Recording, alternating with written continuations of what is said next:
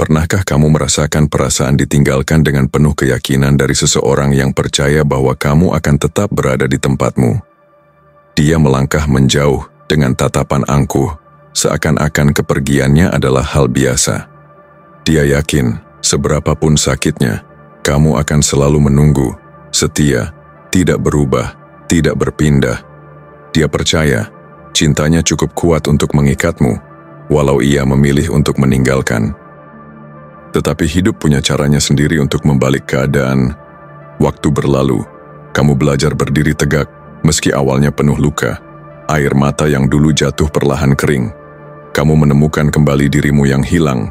Kamu menemukan alasan untuk tersenyum tanpa kehadirannya. Dari seseorang yang ditinggalkan, kamu berubah menjadi seseorang yang kuat, mandiri, dan tidak lagi terikat pada janji semu. Sementara itu, dia yang dulu pergi dengan keyakinan, kini mulai merasakan kegelisahan. Hari-harinya dipenuhi tanda tanya. Apakah kamu masih menunggu? Apakah kamu masih di sana? Apakah aku masih berarti? Dan disitulah kenyataan paling pahit menamparnya. Dia tak lagi punya kepastian. Dialah yang sekarang menunggu. Dialah yang kini terjebak dalam penantian yang ia ciptakan sendiri. Kisah ini bukan hanya tentang cinta yang hilang, tetapi juga tentang keangkuhan, penyesalan, dan bagaimana roda kehidupan berputar. Hari ini dia boleh merasa menang karena bisa meninggalkanmu dengan mudah. Tapi esok, justru dia yang kalah, karena hatinya tak lagi tenang tanpa kehadiranmu. Video ini akan membuka matamu bahwa tidak ada yang bisa memastikan posisi mereka selamanya. Yang meninggalkan bisa saja suatu hari menjadi yang ditinggalkan. Yang merasa ditunggu, bisa saja akhirnya menjadi pihak yang menunggu dengan sia-sia. Pelajaran terbesar dari kisah ini, jangan pernah meremehkan hati yang tulus, karena ketika hati itu belajar untuk melepaskan, ia tak akan pernah kembali sama lagi. Jangan lewatkan satu detik pun dari video ini, karena setiap kata, setiap kalimat membawa energi yang mungkin akan menyentuh hatimu, bahkan mengingatkanmu pada seseorang di masa lalu. Biarkan cerita ini menjadi pengingat bahwa cinta yang tidak dijaga akan berubah menjadi penyesalan. Jika kamu merasa video ini menyentuh perasaanmu, jangan lupa untuk like, share, dan subscribe, agar lebih banyak orang yang sadar akan pesan penting ini. Bagikan ke seseorang yang mungkin butuh mendengarnya. Siapa tahu, melalui kisah ini, mereka bisa menyadari arti sebuah kehadiran sebelum semuanya terlambat. Dan sekarang, mari simak video ini. Nomor 1, dia pergi dan dia berharap Anda akan hancur. Dia berasumsi Anda akan menghabiskan malam-malam panjang menatap ponsel, menunggu pesan yang tak kunjung datang, membayangkan setiap kenangan yang telah berlalu, bertanya-tanya di mana letak kesalahan Anda. Dia pikir kepergiannya akan cukup untuk mengguncang dunia Anda, membuat Anda kehilangan arah dan merendahkan diri demi mendapatkan kembali perhatiannya. Tapi inilah kesalahan terbesarnya. Dia menganggap bahwa kekuatan Anda berasal darinya. Dia berpikir bahwa keberadaannya adalah pusat keseimbangan Anda, dan tanpa dia, Anda akan runtuh. Ini adalah ilusi yang banyak dipercayai oleh mereka yang pergi, bahwa mereka memiliki kendali atas Anda. Tapi seorang yang memahami stoikisme tahu bahwa kendali sejati tidak pernah ada di tangan orang lain. Anda tidak bisa dikendalikan kecuali Anda mengizinkannya. Stoikisme mengajarkan bahwa hidup adalah serangkaian peristiwa yang tidak selalu bisa kita tentukan, tetapi satu hal yang selalu berada dalam kendali kita adalah bagaimana kita meresponsnya. Marcus Aurelius berkata, "Kamu memiliki kekuasaan atas pikiranmu sendiri, bukan kejadian eksternal. Sadarilah ini dan kamu akan menemukan kekuatan." Perpisahan, kehilangan, dan kekecewaan adalah bagian dari kehidupan, tetapi penderitaan sejatinya tidak datang dari peristiwa itu sendiri, melainkan dari interpretasi yang kita berikan. Jika Anda melihat kehilangan sebagai kehancuran, maka Anda akan hancur. Tetapi jika Anda melihatnya sebagai tantangan untuk bertumbuh, maka Anda akan berkembang. Ini adalah inti dari ketahanan, kemampuan untuk tetap berdiri tegak di tengah badai, tanpa membiarkan diri Anda terbawa arus emosi yang tidak produktif. Tentu, banyak yang beranggapan bahwa tetap tidak tergoyahkan setelah perpisahan adalah tanda ketidakpedulian. Bukankah mencintai seseorang berarti harus berjuang untuk mempertahankannya? Bukankah menunjukkan perasaan adalah bagian alami dari manusia? Disinilah perbedaan antara kendali diri dan penekanan emosi harus dipahami. Stoikisme tidak mengajarkan kita untuk menjadi dingin atau tidak peduli, melainkan mengajarkan kita untuk tidak diperbudak oleh emosi kita sendiri. Seneca berkata, kita menderita lebih banyak dalam imajinasi kita daripada dalam kenyataan. Betapa seringnya seseorang yang ditinggalkan terjebak dalam pikirannya sendiri, mengasihani diri, membiarkan pikirannya dihantui oleh skenario-skenario yang hanya memperpanjang penderitaan. Tetapi seorang yang tabah tahu bahwa kepergian seseorang bukanlah akhir, melainkan transisi. Hidup tetap berjalan dan Anda harus berjalan bersamanya. Dan inilah bagian yang paling mengejutkan. Ketika Anda berhenti memberikan kendali kepada mereka, segalanya mulai berubah. Orang yang pergi seringkali melakukannya dengan keyakinan bahwa mereka masih memiliki pengaruh atas Anda. Mereka percaya bahwa kapanpun mereka ingin kembali, Anda akan ada di sana, menunggu dengan harapan dan penyesalan. Tetapi ketika mereka melihat Anda tidak hanya bertahan, tetapi berkembang, ketika mereka melihat bahwa kepergian mereka tidak melemahkan Anda, tetapi justru membuat Anda lebih kuat, mereka mulai mempertanyakan keputusan mereka sendiri. Bukan karena permainan psikologis, tetapi karena realitas bahwa seseorang yang kuat, mandiri dan percaya diri selalu memiliki daya tarik yang lebih besar. Tetapi pada titik ini, pertanyaannya bukan lagi tentang mereka, ini tentang Anda. Apakah Anda masih ingin menunggu seseorang yang telah memilih untuk pergi? Apakah Anda masih menginginkan seseorang yang berpikir bahwa mereka lebih penting daripada kedamaian Anda sendiri? Atau apakah Anda lebih memilih untuk membangun hidup yang lebih baik, di mana kebahagiaan Anda tidak ditentukan oleh keberadaan orang lain? Tidak ada yang mengatakan bahwa perpisahan itu mudah, tetapi seorang stoik tidak melihat kehilangan sebagai akhir. Ia melihatnya sebagai kesempatan untuk tumbuh. Biarkan mereka berpikir bahwa Anda akan hancur. Biarkan mereka percaya bahwa mereka cukup penting untuk mengendalikan emosi Anda. Dan kemudian tunjukkan pada mereka bahwa mereka salah. Karena rasa sakit bukanlah tanda kelemahan, tetapi bahan bakar untuk menjadi lebih kuat. Jika Anda sudah selesai membiarkan rasa sakit mengendalikan Anda, jika Anda siap untuk menggunakan rasa sakit sebagai energi untuk berkembang, tekan tombol suka, berlangganan, dan tuliskan di komentar, rasa sakit memicu kekuatanku. Nomor 2, dia menunggu Anda bereaksi. Dia berharap Anda akan mengirim satu pesan terakhir, sebuah ungkapan kerinduan yang akan membuktikan bahwa kepergiannya memiliki dampak. Dia ingin melihat Anda berusaha, meminta kejelasan, bertanya bagaimana keadaannya, bukan karena dia ingin kembali, tetapi karena itu memberinya validasi. Dia ingin merasa bahwa dia masih memiliki kendali atas emosi Anda, bahwa dia masih cukup penting untuk mengganggu ketenangan Anda. Namun, apa yang terjadi ketika Anda memilih diam? Ketika Anda tidak memberikan apapun untuknya analisis, tidak ada drama, tidak ada usaha untuk mendapatkannya kembali, itu adalah sesuatu yang dia tidak siap hadapi. Diam adalah bentuk kekuatan yang paling sering diremehkan.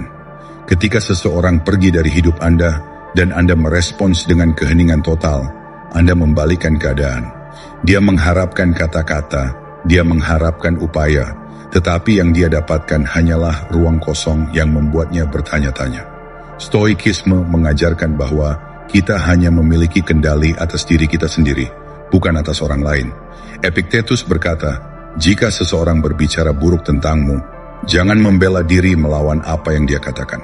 Cukup jawab, dia jelas tidak tahu tentang kekuranganku yang lain. Jika tidak, dia tidak akan hanya menyebut yang itu saja. Dalam konteks hubungan, ini berarti tidak ada gunanya membuktikan nilai Anda kepada seseorang yang sudah memilih untuk pergi.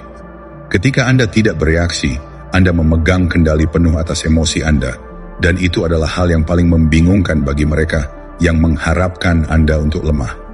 Tentu, ada yang mengatakan bahwa diam adalah tanda kepengecutan, bahwa jika Anda benar-benar peduli, Anda harus memperjuangkan seseorang. Namun di mana garis antara memperjuangkan sesuatu yang berharga dan mengejar sesuatu yang sudah jelas tidak lagi menghargai Anda? Kebanyakan orang tidak memahami bahwa keheningan bukanlah bentuk menghindari kenyataan, tetapi bentuk penerimaan yang tertinggi. Dengan tidak mengemis perhatian, Anda mengirimkan pesan yang lebih kuat daripada kata-kata apapun. Anda baik-baik saja tanpanya. Dan dalam banyak kasus, inilah yang mulai mengganggu mereka. Mereka mulai bertanya-tanya apakah mereka benar-benar sepenting yang mereka kira. Sementara dia sibuk bertanya-tanya, Anda sibuk membangun diri Anda sendiri. Ini adalah momen ketika fokus Anda harus diarahkan ke dalam, bukan keluar. Setiap energi yang dulu Anda gunakan untuk memikirkan seseorang yang telah pergi, sekarang diarahkan ke pertumbuhan pribadi. Anda mulai memperbaiki diri secara fisik, mental, emosional, dan finansial. Anda menjadi lebih tajam, lebih kuat, lebih disiplin. Dan saat perubahan itu terjadi, tanpa Anda sadari, Anda telah berubah menjadi seseorang yang bahkan tidak bisa dikenali olehnya lagi. Dan inilah bagian menariknya. Ketika seseorang tidak mendapatkan respons, mereka mulai mendambakan sesuatu. Mereka mulai mengisi kekosongan dengan asumsi mereka sendiri. Apakah dia sudah move on? Apakah dia sudah menemukan seseorang yang lebih baik? Apakah dia benar-benar tidak peduli? Semua pertanyaan itu mulai bermunculan. Bukan karena Anda bermain permainan, tetapi karena Anda benar-benar telah melepaskan. Tidak ada yang lebih kuat daripada seseorang yang tidak lagi membutuhkan validasi dari luar. Ketika dia akhirnya menyadari bahwa Anda tidak hanya bertahan, tetapi berkembang, kesadaran itu akan menghantuinya. Jadi jangan kirim pesan, jangan cari alasan untuk menghubungi, jangan unggah kutipan emosional yang menyiratkan bahwa Anda masih berusaha terlihat baik-baik saja. Sebaliknya, benar-benar jadilah baik-baik saja. Jadilah begitu fokus pada pertumbuhan dan kesuksesan Anda, sehingga ketika dia akhirnya melihat kembali, satu-satunya hal yang bisa dia lakukan hanyalah menyesal. Karena saat itu terjadi, Anda sudah terlalu sibuk menang untuk peduli. Jika Anda sudah selesai mengemis perhatian, jika Anda siap membiarkan kesuksesan Anda berbicara sendiri, tekan tombol suka, berlangganan, dan tulis di komentar, "Keheninganku adalah kekuatanku." Nomor 3, emosi adalah musuhmu, kendali adalah kekuatanmu. Saat ini, emosimu berteriak, menuntut perhatian. Rasa sakit, kekecewaan, dan frustrasi berusaha menarikmu ke dalam pusaran reaksi yang tidak terkendali. Keadaan ini membuatmu ingin bertindak impulsif, menelepon, mengirim pesan, mencari jawaban, atau bahkan sekadar menunjukkan bahwa kamu terluka. Tetapi inilah perangkap yang harus kamu hindari, karena justru itulah yang dia harapkan. Dia ingin melihat bahwa kepergiannya memiliki efek, bahwa dia masih memegang kendali atas emosimu. Namun disinilah letak kebebasan sejati. Ketika kamu memilih untuk tidak bereaksi, ketika kamu mengendalikan emosimu, kamu juga mengendalikan narasi hidupmu sendiri. Stoikisme mengajarkan bahwa kekuatan sejati tidak berasal dari bagaimana dunia memperlakukanmu, tetapi dari bagaimana kamu meresponsnya. Marcus Aurelius berkata, Anda memiliki kekuatan atas pikiran Anda, bukan peristiwa luar. Sadari ini dan Anda akan menemukan kekuatan. Ini adalah inti dari ketabahan sejati, memahami bahwa tidak ada yang bisa benar-benar menyakitimu tanpa izinmu.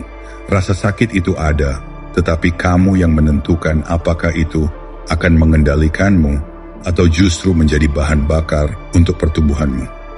Banyak yang salah paham dan menganggap menekan emosi adalah kelemahan, seolah-olah tidak menunjukkan perasaan berarti tidak manusiawi. Namun, ada perbedaan besar antara menekan emosi dan mengendalikannya. Mengendalikannya berarti kamu mengizinkan diri untuk merasakan, tetapi tidak membiarkan perasaan itu menentukan tindakanmu. Disinilah banyak orang terjebak. Mereka mengira bahwa membuktikan perasaan adalah bagian dari cinta. Mereka berpikir bahwa mengejar seseorang setelah ditinggalkan adalah tanda kesetiaan. Tapi kenyataannya, itu hanyalah refleksi dari ketidakmampuan mengendalikan diri. Seseorang yang kuat bukanlah yang bertahan dalam keadaan yang tidak lagi menghargainya, melainkan yang memiliki keberanian untuk melepaskan. Inilah yang paling tidak diharapkan oleh orang yang meninggalkanmu, bahwa kamu tidak hanya bertahan, tetapi berkembang. Dia mengira bahwa kepergiannya akan menghancurkanmu, bahwa kamu akan larut dalam kepahitan atau keputusasaan. Namun ketika dia melihatmu tetap tegak, tetap bergerak maju tanpa kehilangan arah, dia akan mulai mempertanyakan keputusannya. Bayangkan dia memeriksa keberadaanmu, baik melalui teman-teman bersama atau melalui media sosial, berharap menemukan seseorang yang masih terjebak dalam kesedihan. Tetapi yang dia temukan justru sebaliknya. Seorang individu yang tetap tenang, yang tidak mencari perhatian, yang tidak terjebak dalam permainan emosi. Tidak ada unggahan kutipan galau, tidak ada sindiran, tidak ada usaha untuk membuatnya cemburu.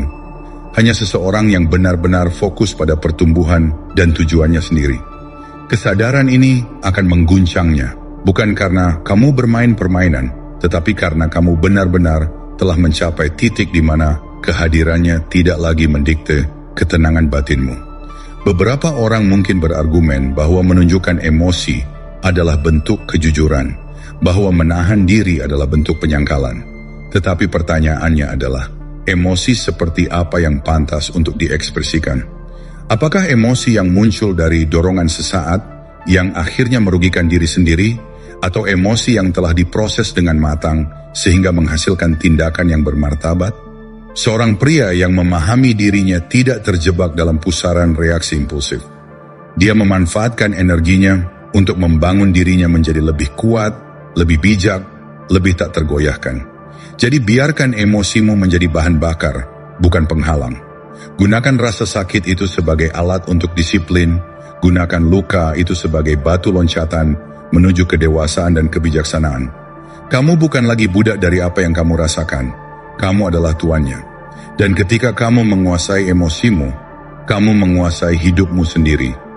Jika kamu sudah selesai menjadi tawanan perasaan yang tak terkendali, jika kamu siap untuk benar-benar mengambil kembali kendali atas dirimu, tulis di komentar, saya mengendalikan emosi saya, mereka tidak mengendalikan saya.